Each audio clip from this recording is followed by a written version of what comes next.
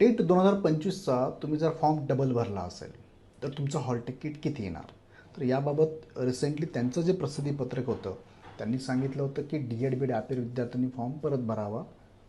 2 form भरल्यानंतर पहिला form हा ऑटोमॅटिक रद्द होतो आणि दुसरा फॉर्म व्हॅलिड होतो आणि त्यानुसार तुम्हाला हॉल तिकीट येतं.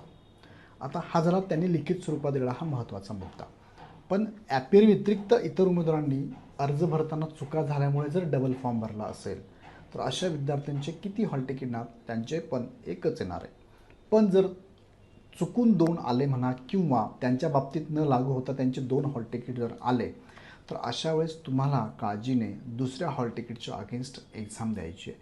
पहिल्या हॉल तिकीटच्या अगेन्स्ट द्यायची नाही.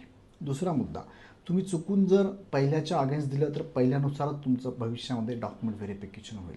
तिसरा मुद्दा, तुम्ही जर एक्झाम दिल्या दोन्ही हॉल तिकीटच्या अगेन्स्ट तर तुमची या एक्झामबाबतची काय म्हणजे आपण अर्जदार म्हणून तुमची अर्जदारी रद्द होणार आहे. तुम्हाला पुढे प्रोसेसमध्ये घेतलं जाणार नाही.